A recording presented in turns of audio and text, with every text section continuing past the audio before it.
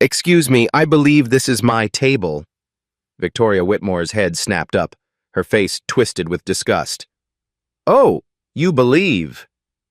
She let out a harsh laugh. Honey, people like you don't get tables like this. You get in the back alley with the garbage bags. Her husband Bradford leaned back in the stolen chair. Are you deaf or just stupid? This is for investors, not whatever welfare check brought you here. Victoria grabbed the reserved placard, J. Carter, Horizon Capital Partners, and tossed it like a frisbee. Security! We have a situation. Somebody is pretending he belongs with civilized people. She turned to nearby tables, voice dripping with venom. Can you believe this? They'll let anyone walk in off the street now. Probably saw the valet parking and thought he could scam some rich people. The man stood perfectly still, his tailored navy suit, his calm eyes, his dignified silence. Phones came out, recording, laughing. Whispers rippled through the crowd. No one helped. What none of them knew, in 60 minutes, these two would be begging on their knees. 2 hours earlier, James Carter had stood in his corner office.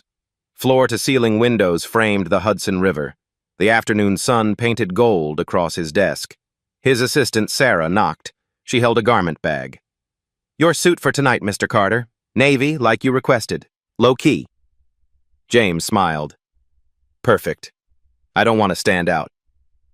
Sarah raised an eyebrow. You're the keynote sponsor. $2.5 million. You're supposed to stand out. The donation is for the kids, not for me. James checked his watch. What time does it start? 7. But your speech is at 8:30. Sarah hesitated. You know the Whitmores will be there, right? James nodded slowly. Bradford and Victoria Whitmore. Monday's meeting. They still haven't looked you up. I checked their assistant's calendar notes. They think they're meeting some Silicon Valley tech bro named J. Carter. Sarah shook her head. They have no idea what you look like. Good. James's voice was calm. Let's keep it that way. The Innovation for Tomorrow Gala was Manhattan's premier charity event.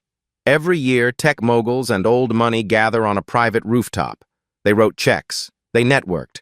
They pretended to care about underprivileged kids getting STEM education. James actually cared. He'd grown up in South Side Chicago. His mother cleaned offices at night. His father drove a bus. James had learned to code in a cramped library with outdated computers. One scholarship changed everything. Now he ran Horizon Capital Partners. $340 million in assets. Investments in 52 startups. 31 of them were led by women or people of color. The industry called him the Quiet King. He didn't do magazine covers. He didn't post on social media. He let his results speak. Bradford Whitmore was different. Loud, flashy, inherited everything. Whitmore Enterprises made industrial parts. Old family money. For decades, they'd coasted. Now the company was hemorrhaging cash. The green energy pivot required capital they didn't have. Bradford needed $50 million, fast. James's team had done due diligence. The numbers looked decent. The tech was promising. But something felt off. Former employees whispered about a hostile culture. HR complaints swept under expensive rugs. Still, James believed in second chances. Monday's meeting would determine everything. He slipped into the navy suit. Simple, elegant, no flashy tie, no designer watch visible, just quality fabric and quiet confidence. The drive to the venue took 20 minutes. James drove himself. No chauffeur, no entourage. The Apex Club rose 60 stories above Midtown. Its rooftop terrace was legendary. Tonight, string lights wrapped around white columns. A jazz quartet played near the bar. Waiters in crisp white jackets carried champagne trays. James pulled up to valet parking. A young attendant jogged over. His smile faded when he saw James. Sir, are you with the catering company? James kept his voice even. No, I'm a guest. The attendant looked confused. Oh, okay, it's just, the service vehicles usually go around back. I'm not in service. James handed over his keys. James Carter. I should be on the list. The attendant checked his tablet. His eyes widened. Oh my God, I'm so sorry, Mr. Carter. I mean... It's fine. James tipped him $20. Happens all the time. Inside, the coat check attendant made the same assumption. The kitchen staff entrance is downstairs, honey. James showed his invitation. The woman's face went red. The pattern continued. A security guard asked for his employee badge. A socialite asked if he was with the entertainment. An older gentleman assumed he was someone's driver. Each time, James corrected them politely. Each time, they stammered apologies. By the time he reached the main terrace, his jaw was tight, but his face remained calm. The space was breathtaking. Glass walls overlooked the glittering city. Crystal chandeliers hung from an illuminated ceiling. Round tables draped in white linen filled the floor. Near the stage, one table had a special placard. Gold lettering on black cardstock. Reserved for J. Carter, Horizon Capital Partners, plus guests. The best table in the house, front row, 6 seats. James had arrived alone. He preferred it that way. He scanned the crowd, familiar faces, tech CEOs, venture capitalists, a few celebrities, everyone dressed to impress. Then he saw them. Bradford Whitmore, tall, silver hair, expensive suits that screamed old money. He stood near the bar, laughing too loud at his own jokes. Victoria Whitmore. Blonde hair in an elaborate updo, a dress that probably cost more than most people's monthly rent. Diamonds at her throat and wrists. They hadn't seen him yet. James took a breath. He straightened his jacket. He walked toward his table. That's when everything went wrong. James approached his table. The gold placard gleamed under the chandeliers. His name, his company, his seat. But Bradford and Victoria Whitmore had already claimed it. Victoria sat in the center chair, scrolling through her phone. Bradford stood beside her, sipping champagne. Their designer coats draped over 2 other chairs. James stopped 3 feet away. Excuse me, I believe this is my table. Victoria's head snapped up.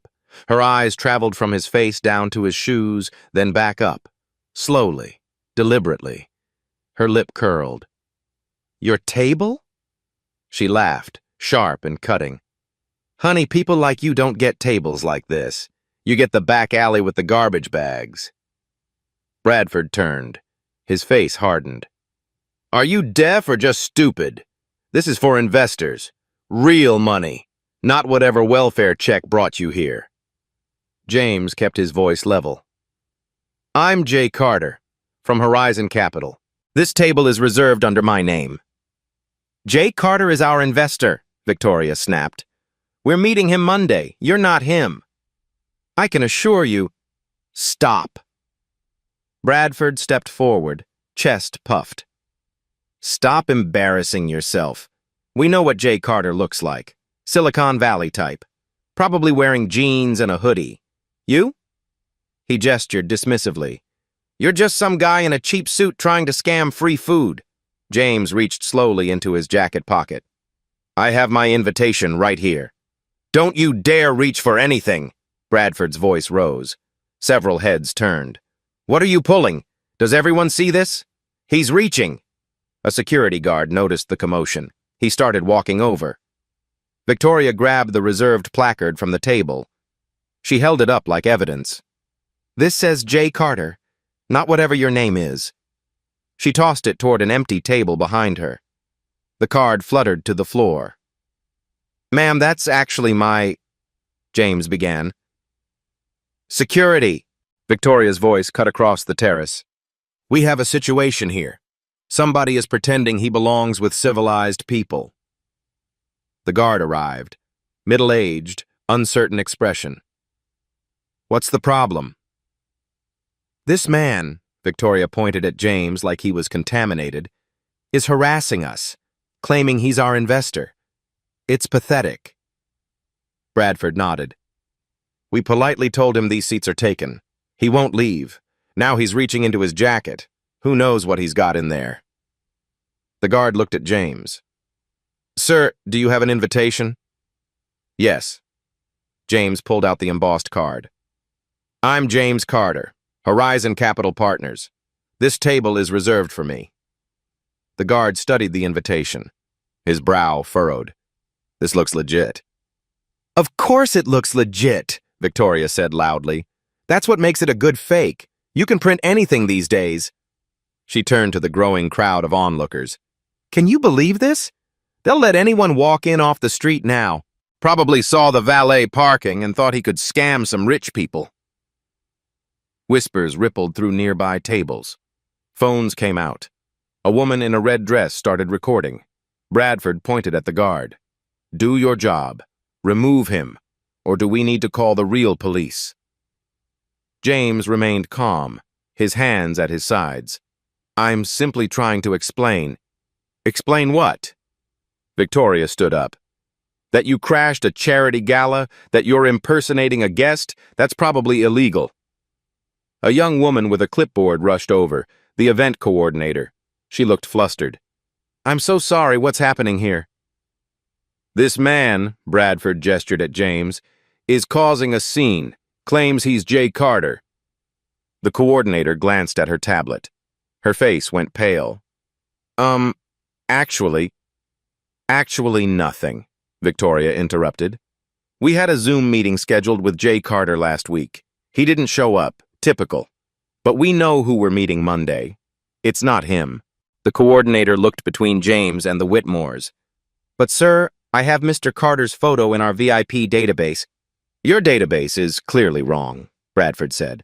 We're the Whitmores, Whitmore Enterprises. We donate to this cause every year. Are you really going to take his word over ours? The coordinator bit her lip. She looked at James. Sir, maybe we could just step aside and verify. No. Victoria's voice was ice. No more coddling. No more political correctness. These events bend over backward for diversity. Let anyone in for the photo ops. Well, I'm not playing along. She turned to the watching crowd. Her voice projected across the terrace. This is exactly what's wrong with these charity functions. Standards don't matter anymore. Heritage doesn't matter. They're so desperate to look inclusive that they let people like this walk right in. A man at a nearby table cleared his throat. Victoria, maybe... No, Charles. She cut him off. This matters. We built this country, our families, our contributions. And now we're supposed to just hand everything over? Just smile and pretend everyone belongs everywhere? Bradford nodded. She's right. There's a natural order. Some people earn their place at tables like this, others don't. Simple as that.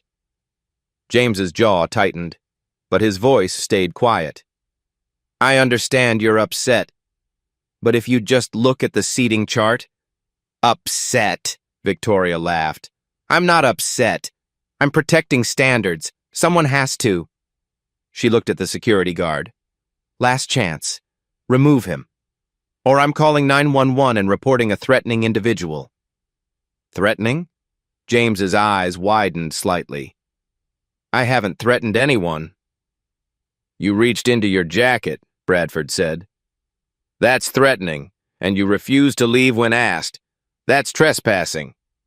The guard looked uncomfortable. Sir, maybe it's best if you just come with me. We can sort this out in the office. James met the guard's eyes. He saw the apology there. The man was just doing his job, or trying to. It's all right, James said softly. I'll step aside. Good, Victoria said. Finally. She sat back down in James's chair. She smoothed her dress. She picked up a champagne flute from the table like she'd won something. Bradford settled into the seat beside her. You have to be firm with these people, otherwise they walk all over you. James turned to the coordinator. May I speak with your director, privately? The coordinator nodded quickly. Of course, Mr. She caught herself. Of course. This way. As James walked toward the side of the terrace, he heard Victoria's voice carry. Finally, some peace. You have to stand your ground. That's what's wrong with this generation. No backbone. Bradford ordered another champagne. He raised his glass to the people at nearby tables. Some looked away. Others offered weak smiles. A woman in her 60s leaned toward her husband. "Did you see that?" Her husband whispered back. "Don't get involved, Margaret." At another table, a younger man pulled out his phone. He typed rapidly. His screen showed Twitter. The tweet was already posted. Watching a black man get ejected from a charity gala for not belonging. This is 2024. #Whitmore racism. The video clip from the woman in red had already been shared 40 times. James stood near the bar area. The event director arrived, breathless. Short, gray hair, glasses. "Mr. Carter, I am so sorry." James held up a hand. "It's not your fault, Ellen." "But they're sitting at your table.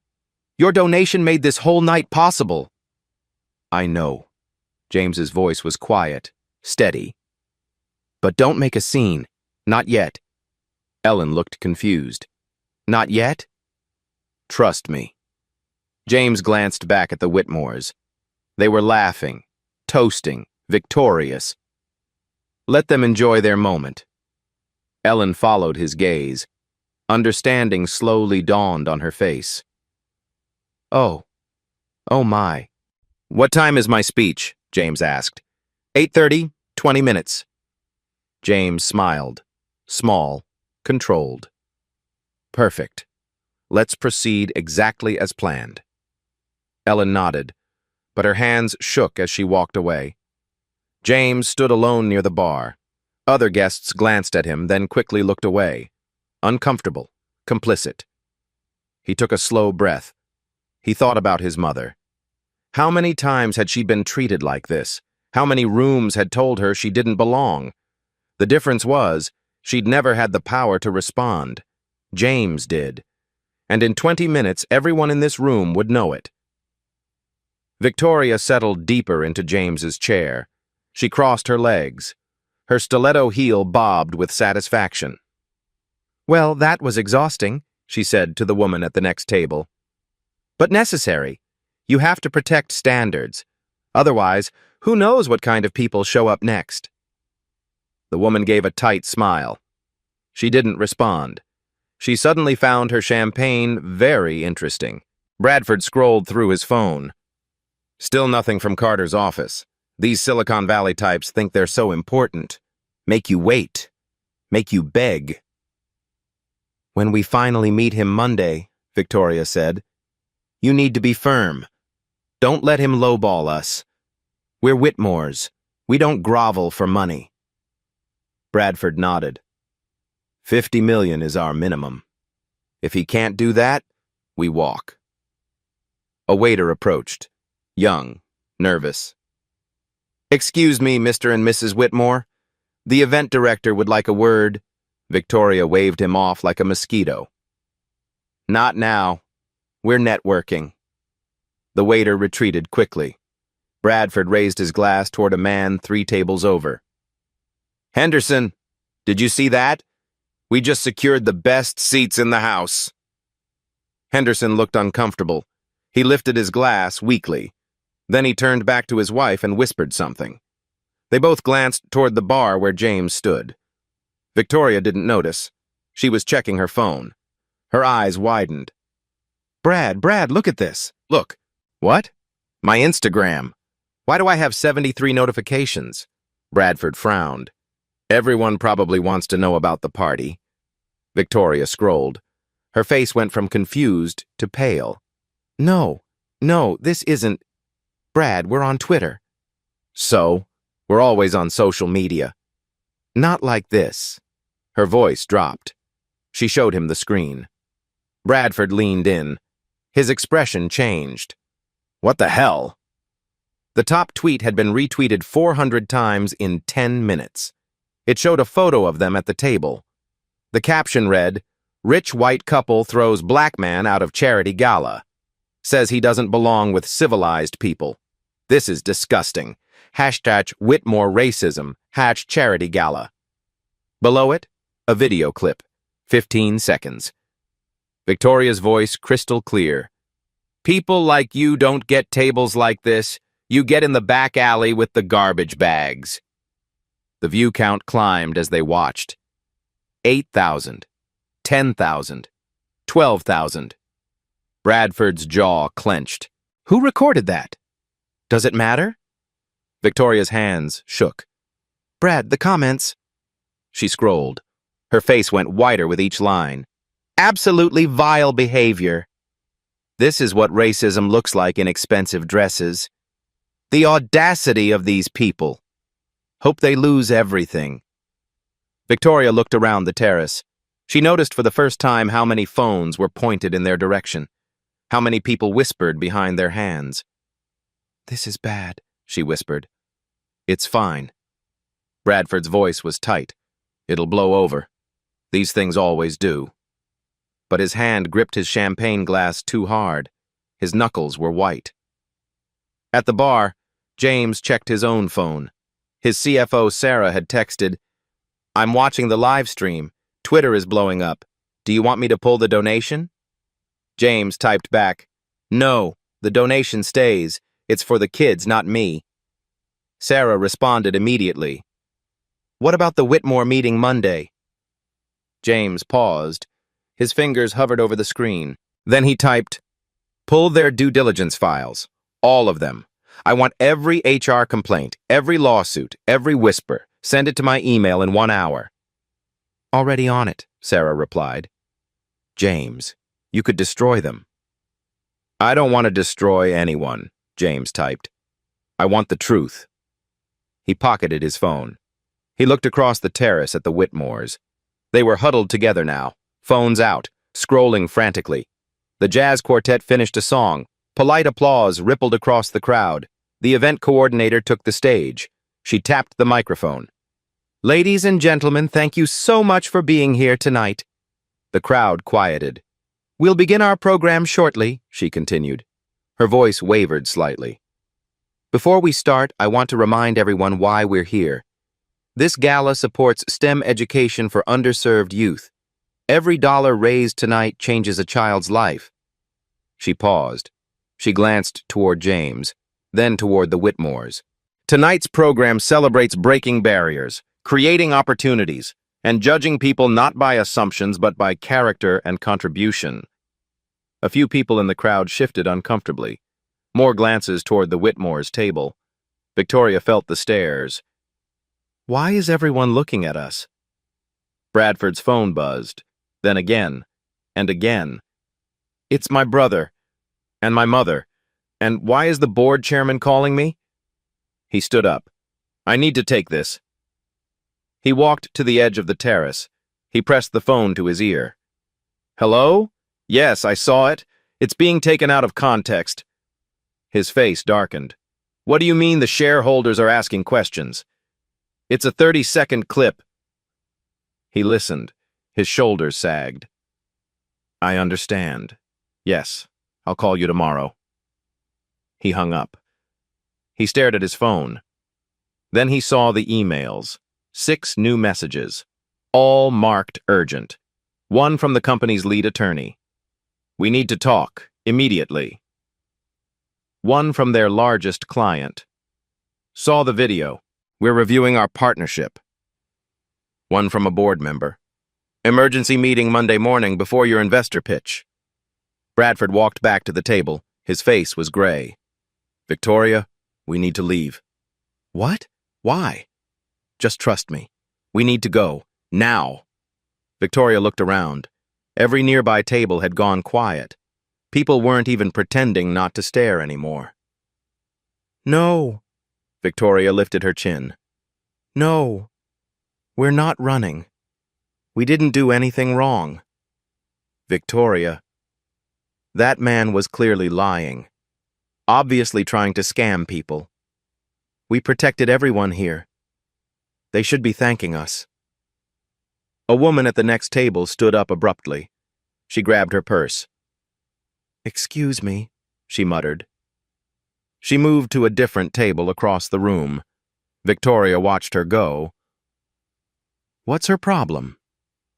Bradford sat back down heavily. This is bad. This is really bad. Stop saying that. Victoria's voice was sharp, but her hands trembled as she checked her phone again. Her sister texted, OMG, Victoria, what did you do? Her mother, call me, now. Her best friend, I can't believe you said that. I can't be associated with this. Please don't contact me. Her country club's social chair, the board has asked me to reach out regarding your membership. Victoria's breath came faster. No, no, no, no. What? My country club. There. Oh God, Brad, what did we do? We didn't do anything, Bradford said. But his voice lacked conviction.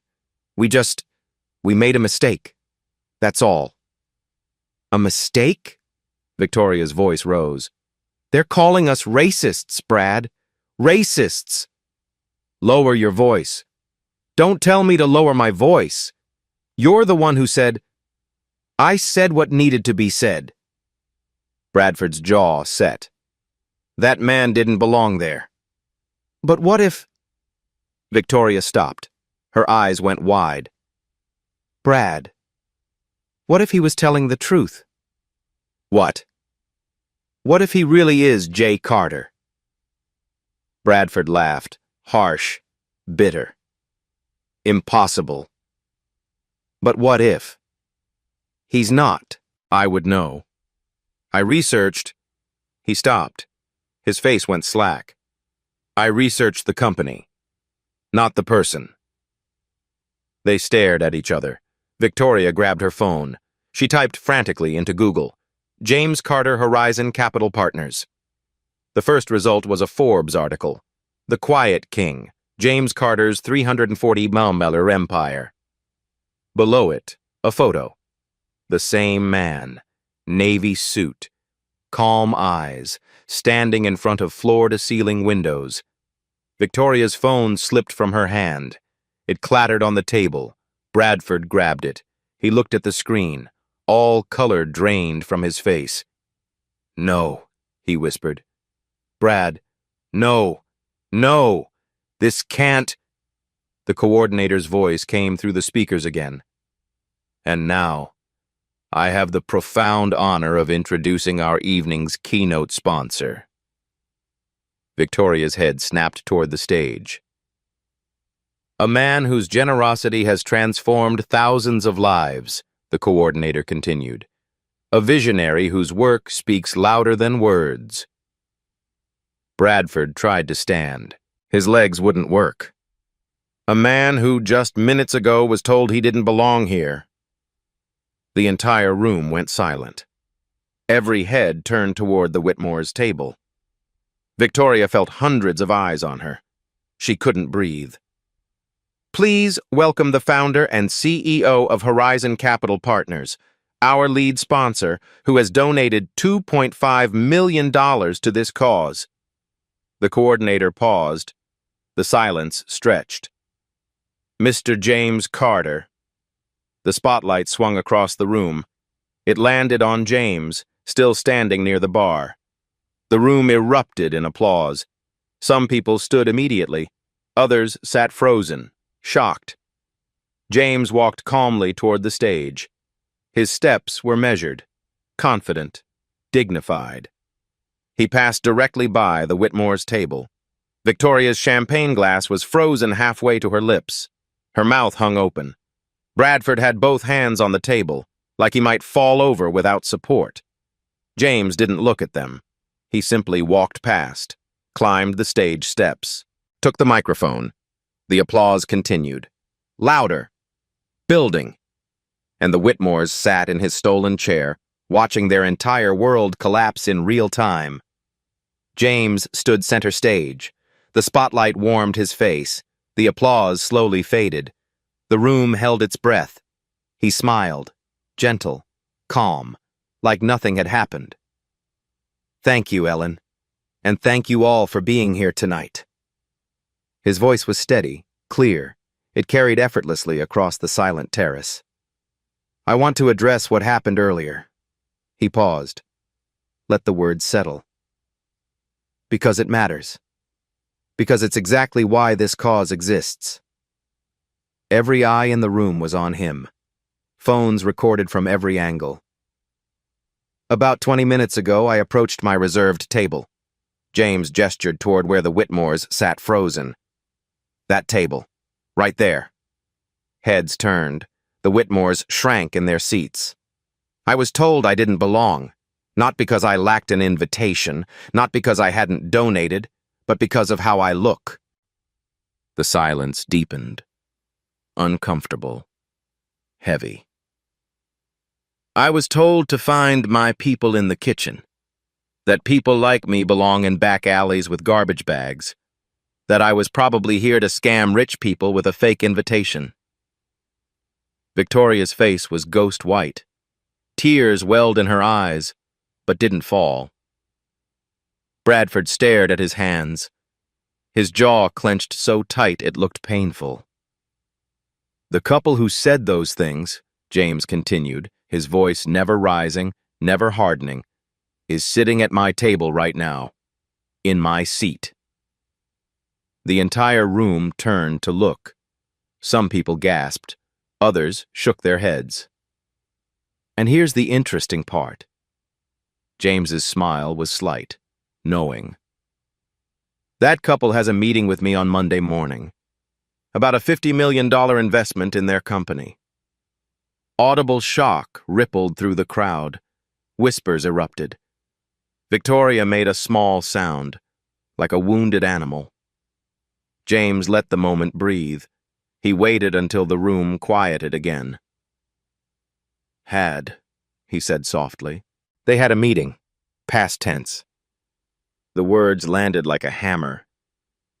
Because I don't invest in people who see other human beings as less than human. I don't build partnerships with people who use their privilege as a weapon. I don't do business with racists. The applause started small. 1 person, then 5, then 50. Then the entire room stood. Thunderous, sustained. James waited, his hands clasped in front of him. Patient. When the applause finally ebbed, he continued. Some of you are wondering if I'm being too harsh, if maybe it was just a misunderstanding. He shook his head. It wasn't. You all heard what was said. Many of you recorded it. Those words weren't accidental. They revealed a worldview. He looked directly at the Whitmores now. Victoria was crying openly. Bradford's face was buried in his hands. I'm not angry, James said, and his voice made it true. I'm disappointed. Because in 2024, in spaces dedicated to progress and opportunity, this still happens. Every single day. He turned back to the broader audience. But tonight isn't about them. It's not about me either. It's about 10,000 students who will receive STEM scholarships because of your generosity. It's about breaking real barriers, not perpetuating old ones. More applause. Gentler this time. Respectful. So please, James gestured to the Whitmores' table.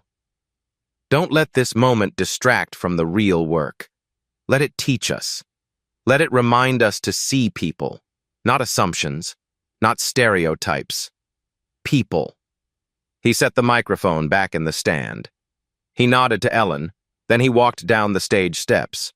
The coordinator rushed to the Whitmores' table. Her face was stern, professional. Mr. and Mrs. Whitmore, she said quietly, but not quietly enough.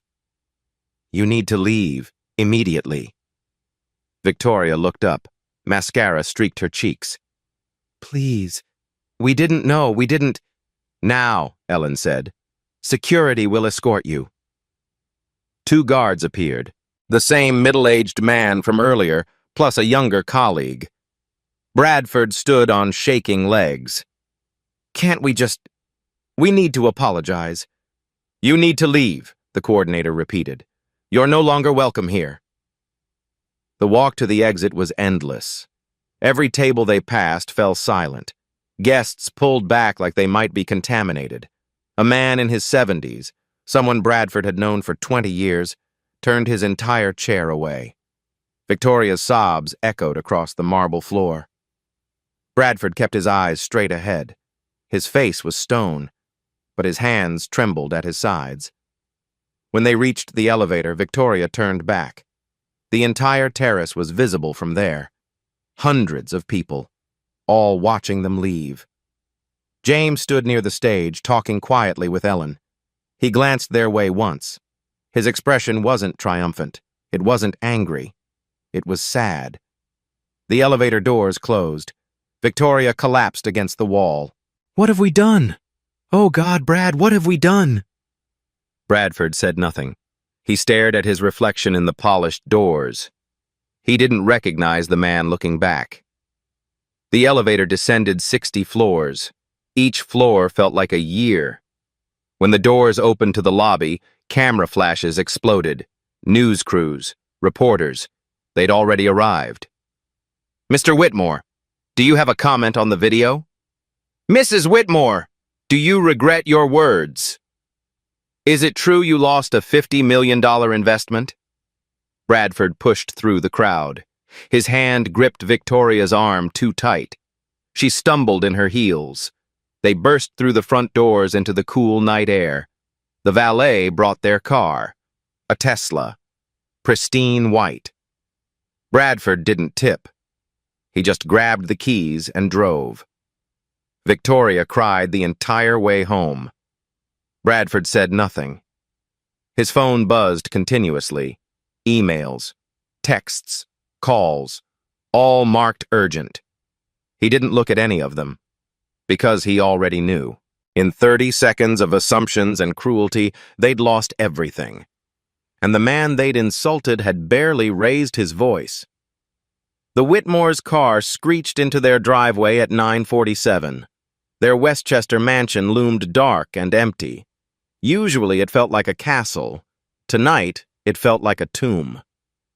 Victoria stumbled inside. She kicked off her heels. They clattered across marble floors. She collapsed on the couch in the sitting room. Bradford went straight to his study. He poured scotch with shaking hands. 3 fingers. He downed it. Poured another. His phone had 93 unread messages. He opened the first email. From the company's head of legal. "Bradford, we need to discuss the video immediately. Shareholders are calling for emergency action. Several clients have expressed concerns. Call me tonight, no matter what time." The second email, from their largest manufacturing client. "We've reviewed the footage from tonight's event. Effective immediately, we're suspending our contract pending further review. We cannot be associated with this kind of behavior." That contract was worth $8 million annually. Bradford's hand tightened around his glass. Third email, from a board member. "I've known your family for 30 years. I'm ashamed. Emergency board meeting scheduled for Monday, 7 a.m. Your attendance is mandatory. Come prepared to explain yourself." Fourth email, from their bank. "In light of recent public events, we need to schedule a meeting to discuss your outstanding loan covenants and credit facilities." Bradford stopped reading. His vision blurred. In the sitting room, Victoria's phone wouldn't stop buzzing. She finally looked. Her mother. "Victoria Ann Whitmore, call me this instant. How could you embarrass this family?" Her sister. "Mom is having chest pains. The doctor says it's stress. This is your fault." Her best friend, Melissa. "Don't contact me again. I can't be seen with you. I have a reputation to protect." The Country Club. "The membership committee has convened an emergency session. Your presence is requested Thursday at 10 a.m. to address your continued membership status." Her charity board positions. 3 emails, all variations of the same message. "We're asking for your resignation, effective immediately." Victoria's hands shook so badly she dropped the phone. It bounced off the couch onto the floor. She walked to Bradford's study. He sat behind his mahogany desk, his head in his hands, an empty scotch glass beside him. Brad. Her voice was small, broken. What are we going to do? He didn't look up. I don't know. Can't we apologize? Explain it was a misunderstanding? A misunderstanding? His laugh was bitter. Victoria, there are 12 different videos, from 12 different angles, high definition, perfect sound. You told a man he belongs in an alley with garbage. I didn't mean, it doesn't matter what you meant. He finally looked at her. His eyes were red. Don't you understand? It doesn't matter. The words came out of your mouth, in front of hundreds of people, and it's everywhere now. Victoria sank into the chair across from him. Can we sue? For defamation or something? Sue who? For what? Posting our own words? Silence stretched between them. Bradford's phone rang. He looked at the screen. It's Carter's office. Victoria sat up straight. Answer it. Maybe we can fix this. Bradford answered, put it on speaker. Hello? A woman's voice. Cold. Professional. Mr. Whitmore, this is Sarah Carter, CFO of Horizon Capital Partners. Ms. Carter, thank you for calling. We need to speak with Mr. Carter. To explain, Mr. Carter has no interest in speaking with you. Please, just 5 minutes. It was a terrible mistake, a misunderstanding. It was racism, Mr. Whitmore. Sarah's voice was ice. Documented, recorded, deliberate racism. And frankly, our due diligence has uncovered a pattern. Bradford's face went pale. What pattern? 7 former employees, all people of color, all with similar stories of discrimination and hostile treatment. Stories that were buried with NDAs and settlements. We found them. Victoria made a small whimpering sound. Your meeting Monday is canceled, Sarah continued. All discussions with Horizon Capital are terminated. We will not be investing in Whitmore Enterprises now or ever. Mr. Carter wanted me to tell you personally. Ms. Carter, please. One more thing. Mr. Carter asked me to let you know he's forwarding our findings to the Equal Employment Opportunity Commission. They'll be conducting their own investigation. The line went dead. Bradford stared at the phone. His hand was still holding it out like it might ring again, like she might call back and say it was a joke. Victoria started crying again, loud, gasping sobs. Bradford set the phone down slowly. He looked at his wife. Really looked at her. Her makeup ruined, her expensive dress wrinkled. Her whole life is crumbling. We're finished, he said quietly. Victoria didn't argue, because they both knew he was right. 50 minutes of cruelty, 30 seconds of recorded video, one man they'd underestimated, and everything they'd built on privilege and prejudice was collapsing like a house of cards in a hurricane. Outside their mansion, a news van pulled up, then another. The vultures were gathering. The consequences had only just begun. Monday morning, 7 a.m., Whitmore Enterprises boardroom. 12 board members sat around a long table. Their faces were stone. Bradford entered alone. Victoria had been uninvited. The chairman didn't offer coffee, didn't shake hands. He pointed to a chair at the far end of the table. Sit. Bradford sat. His $5,000 suit suddenly felt cheap. The chairman opened a folder. We've completed a preliminary review of Friday's incident, and what we found goes far beyond one video. He slid documents across the table. Bradford didn't need to look. He knew what they were. 7 former employees have come forward, all people of color, all terminated or forced to resign between 2019 and 2024, all paid settlements with NDAs. A woman board member spoke up. We weren't informed of these settlements. Why? Bradford's throat was dry. They were handled through legal, standard practice. Standard practice? The chairman's voice rose. Maria Gonzalez, fired 3 days after complaining about racial slurs in the warehouse. You paid her $200,000 to stay quiet. He flipped a page. David Carter, Passed over for promotion 4 times despite highest performance reviews. Filed an internal complaint. Resigned 2 weeks later with a $150,000 settlement. Another page. Jamal Williams reported to HR that his supervisor called him boy repeatedly. The supervisor kept his job. Jamal was let go for performance issues. $225,000 payout. Bradford's hands gripped his knees under the table.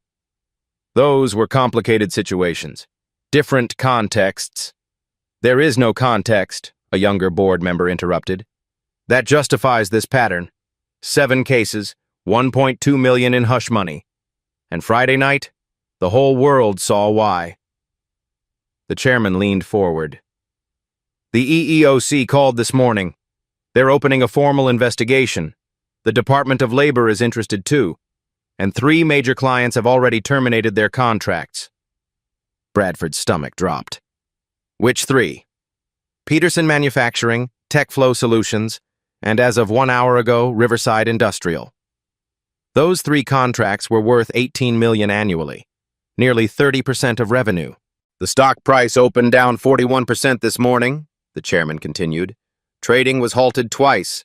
Shareholders are threatening lawsuits, and the media is camped outside our headquarters. He closed the folder.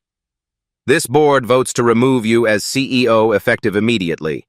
You'll retain a seat on the board for now, but 0 operational authority. Bradford shot to his feet. You can't do this. My family built this company. Your family built it. You destroyed it. The chairman stood too. One more thing. Victoria is banned from all company events, properties, and communications. If she shows up, security will remove her. The meeting was over. Bradford walked through his former office, past his assistant's desk. She wouldn't meet his eyes. Past executives who suddenly had urgent phone calls. Past the lobby where his grandfather's portrait hung. Outside, reporters swarmed. Mr. Whitmore, how do you respond to the racism allegations? He pushed through without comment. Got in his car. Drove home in silence. That afternoon, CNN ran a special segment. The Cost of Prejudice. How one viral video exposed corporate racism. They interviewed James Carter. He sat in his office. Calm. Measured. Mr. Carter, some say you overreacted. It was just words. James looked directly at the camera. Words reveal beliefs. Beliefs drive actions. Those actions affect real people's lives. This wasn't about a stolen seat. It was about a system that protects people like the Whitmores while punishing people who look like me. What about forgiveness? I believe in forgiveness. But I also believe in accountability. They didn't just insult me.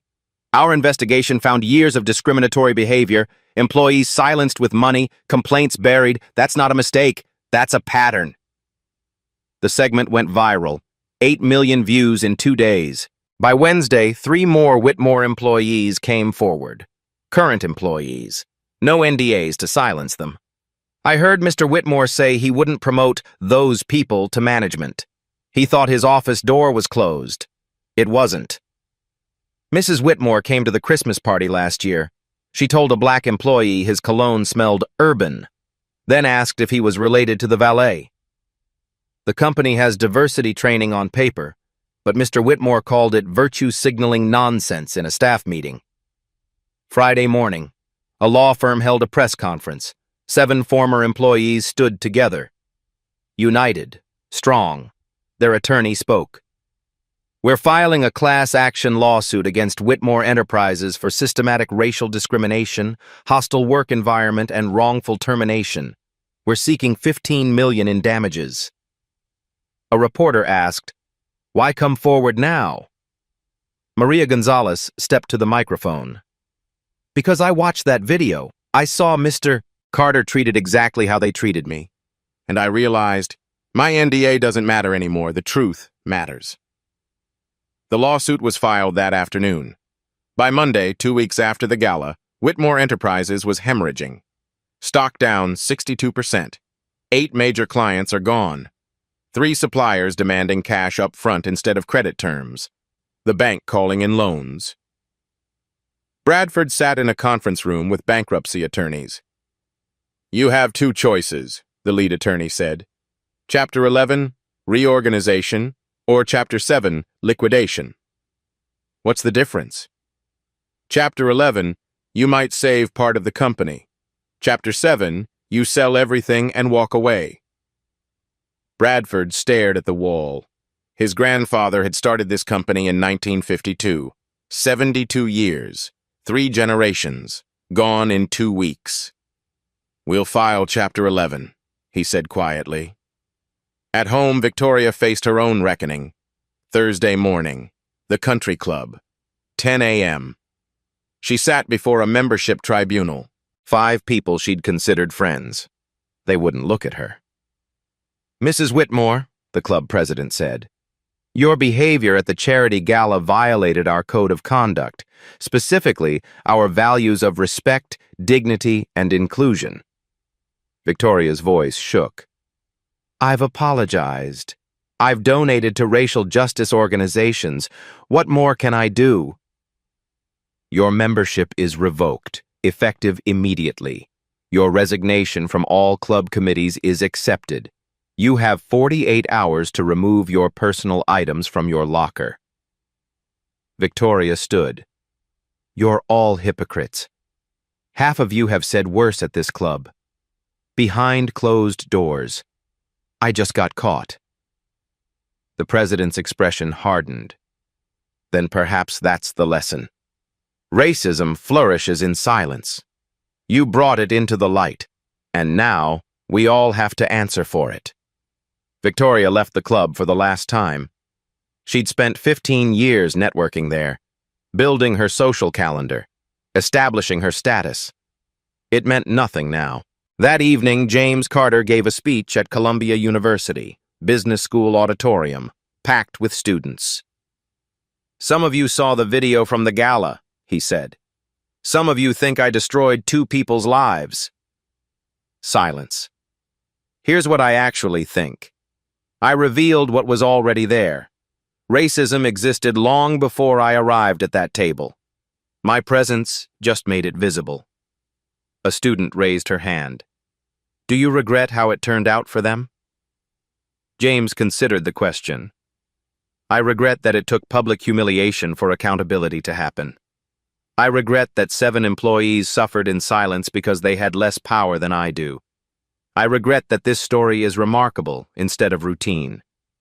He paused. But do I regret standing up? Do I regret pulling back the curtain? No, because silence protects abusers. Visibility protects victims. The auditorium erupted in applause. Outside, the Whitmores watched the live stream from their darkened living room. They'd lost the company. The mansion was in foreclosure. Their so-called friends had vanished. But watching James Carter speak with dignity and purpose, that was the real consequence. They'd had the chance to work with greatness, to learn from it, to be elevated by it. Instead, they'd chosen contempt. And contempt had taken everything. 6 months later, James Carter stood in his office. Same view, same skyline, different world. 2 teenagers sat across from him.